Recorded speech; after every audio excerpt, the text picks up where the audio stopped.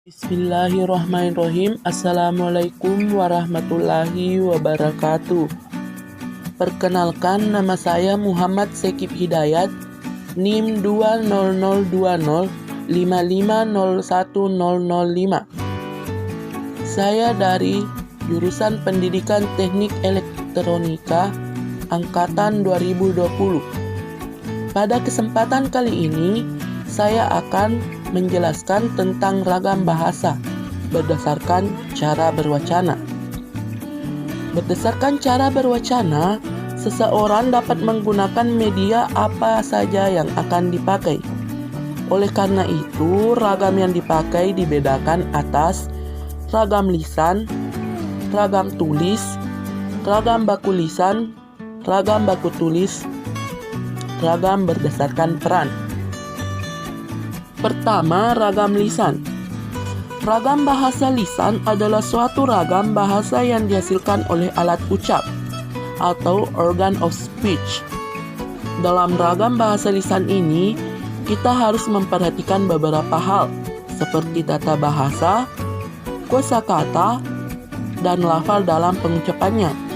Karena dengan memperhatikan hal-hal tersebut, pembicara dapat mengatur tinggi rendah suara atau tekanan yang dikeluarkan, mimik atau ekspresi muka yang ditunjukkan, serta gerak tangan atau isyarat untuk mengungkapkan ide dari sang pembicara. Selanjutnya, ragam bahasa tulis. Ragam tulis adalah bahasa yang dihasilkan dengan memanfaatkan tulisan dengan huruf sebagai unsur dasarnya. Dalam ragam bahasa lisan ini, kita harus memperhatikan beberapa hal seperti tata cara penulisan atau ejaan, di samping aspek tata bahasa dan pemilihan kosakata. Karena dalam ragam bahasa tulis ini, kita dituntut untuk tetap tepat dalam pemilihan unsur tata bahasa seperti bentuk kata, susunan kalimat, pilihan kata, kebenaran penggunaan ejaan, dan juga penggunaan tanda baca dalam mengungkapkan ide kita. Selanjutnya, ragam bahasa baku lisan. Ragam bahasa baku lisan ini didukung oleh situasi pemakaian sehingga kemungkinan besar terjadi peresapan kalimat. Namun, hal itu tidak mengurangi ciri kebekuannya. Walaupun demikian, ketetapan dalam pemilihan kata dan bentuk kata serta kelengkapan unsur-unsur di dalam kelengkapan unsur-unsur struktur kalimat tidak menjadi ciri di kebakuan dalam raga baku lisan, karena situasi dan kondisi pembicaraan menjadi pendukung di dalam memahami makna gagasan yang disampaikan secara lisan. Pembicaraan lisan dalam situasi formal berbeda tuntutan kaidahnya kebakuan dengan pembicaraan lisan dalam situasi tidak formal atau santai.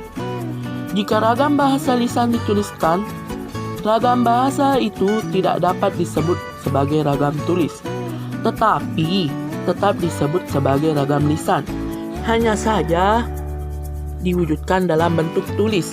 Oleh karena itu, bahasa yang dilihat dari ciri-cirinya tidak menunjukkan ciri-ciri ragam tulis, walaupun direalisasikan dalam bentuk tulis.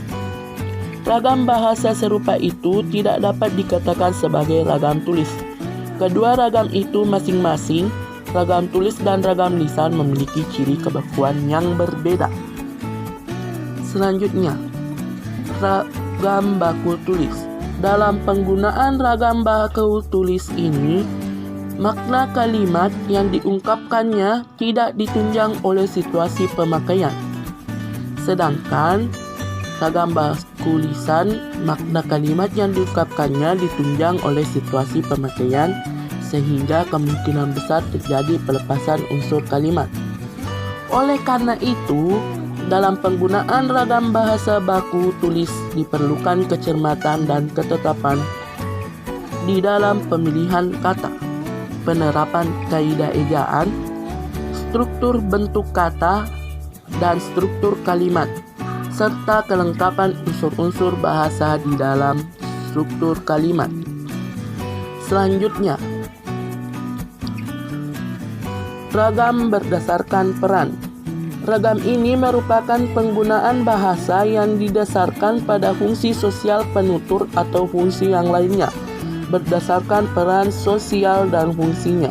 Ragam ini dibedakan sebagai ragam resmi dan tidak resmi, ragam prosa dan lirik, ragam teknis dan non-teknis. Mungkin itu saja yang sempat saya sampaikan. Jika ada kesalahan mohon dimaafkan. Wabillahi taufiq wal hidayah. Wassalamualaikum warahmatullahi wabarakatuh.